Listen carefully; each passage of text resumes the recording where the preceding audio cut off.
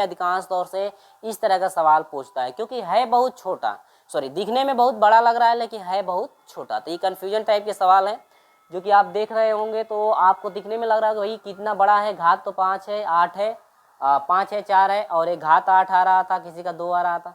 तो ये घात से आप घबराइए मत, ये आपका π/2 आ चुका ना। तो ये सूत्र आप याद रखो, तो एग्जाम के लिए बहुत ही ये आपका इंपॉर्टेंट है। इस तरह के सवाल एग्जाम में अधिकांश तौर से पूछे जाते हैं, ठीक है ना, क्योंकि ये है बहुत सूत्र आसान, है बहुत सूत्र आसान। यदि आपको समझ में नहीं आता है तो ये बहुत ही कठिन है, यदि समझ में आ जाता है तो ये बहुत ही आसान है, और नहीं समझ में आता है तो बहुत ही ये कठिन है आपके लिए। ठीक, चलो ध्यान से समझना।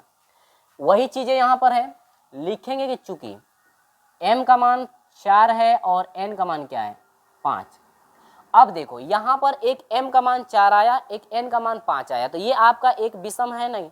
अगर m और n में से कोई भी विषम हो, या तो n ही विषम हो या तो m विषम हो, कोई भी विषम होगा तो तुरंत ही अप्लाई कर सकते हो। ठीक, बस तरीका यही है, k की जगह पर आपको केवल एक रखना है विषम की कंडीशन के लिए। चलो हम देखो क्या करना है कि एग्जाम में इस सूत्र को लिख देना, लिख दोगे तो एग्जामिनर भी समझ सकता है कि हाँ यही सूत्र आप अप्लाई किए हो। ठीक है, अगर एग्जामिनर को भी ये सूत्र पता ना हो तो फिर आपका आंसर गलत भी कर सकता है। ठीक है, कहेगा कि इतना बड़ा सवाल इतना छोटे में कैसे किया। तो एग्जाम में आप ये लिखना और इसके बाद सॉल्व करना, ठीक है ना। तो पागल मिल जाएगा तो आपका ऐसे ही गलत कर देगा भाई। चलो देखो यहाँ पर देखना, सूत्र हम लोग अप्लाई करेंगे तो क्या होगा, ध्यान देना। सूत्र क्या कहता है, m-1, यानी कि m में से एक घटाते चलो, 4-1 कहाँ तक घटाते चलोगे विषम संख्या को इसमें से, जब तक कि 2 या 1 ना आ जाए। तो ये हो जाएगा 3 आ जाएगा, 4-3 करोगे तो आपका 1 आया कि नहीं आया। तो अब रुक जाओ यहीं पे, चलो n की बारी। तो 5-1 हो जाएगा, 4 आ रहा है, 5-3 हो जाएगा, 2 आ रहा है, 2 आ रहा है ना। तो यहीं पे रुक जाओ क्योंकि 2 आ चुका है बटा में। फिर इनका योग करना होता है ना, योग करना होता है तो योग करके लिख लीजिए। देखिए 5-4-9, या तो लिख कर दिखा दो, लिख कर दिखा दो तो भी आपको सही है, लेकिन मैं डायरेक्ट कर दे रहा हूँ क्योंकि लिख कर तो दिखा चुका हूँ कैसे करना है। कह रही m + n दोनों का योग, दोनों का योग कितना हो जाएगा, 5-4-9 हुआ। अब सम संख्या घटाते जाओ, 9 - 2 हो जाएगा, कितना मिला, 7 मिला। इसके बाद 9 - 4 मिलेगा, कितना हो जाएगा, 5 हो जाएगा। इसके बाद 9 - आपका 6 मिलेगा, कितना हो जाएगा, 3 हो रहा है ना। गलत होगा तो आप देख लीजिएगा।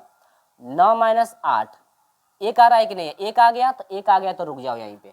गुणे के की बारी है कि भैया के की जगह पर आप π/2 रखोगे या 1 रखोगे। तो आपके दिमाग में आ रहा है सर हम लोग 1 रखेंगे। क्यों रखेंगे, क्योंकि एक विषम संख्या है तो विषम संख्या के लिए के बराबर 1 रखा जाता है।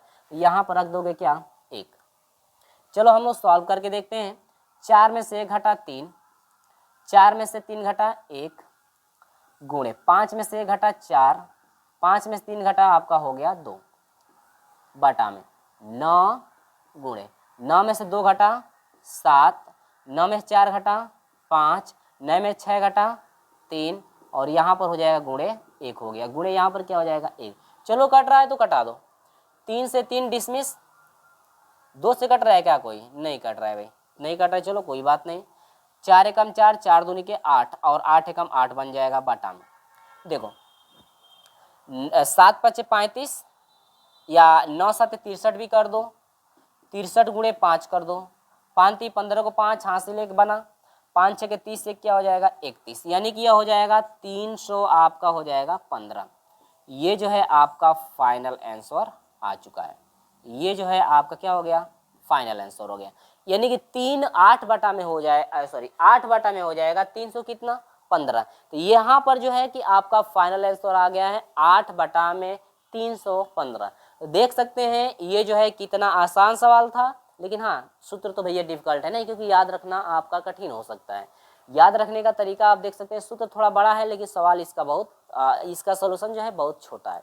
तो ये रहा प्रश्न नंबर 15। तो चलो मैं लेकर चलता हूँ अब प्रश्न नंबर किसके तरफ, 16 की तरफ लेकर चलता हूँ कि प्रश्न नंबर 16 का जो सोल्यूशन है आप कैसे करोगे। ध्यान देना, इसमें कम ही प्रश्नों को कवर किया जा रहा है क्योंकि इसमें एग्जाम्पल भी 2 बता दिया गया है ना, तो इसीलिए थोड़ा ये वीडियो लंबा हो रही है और टाइम भी ज़्यादा लगेगा।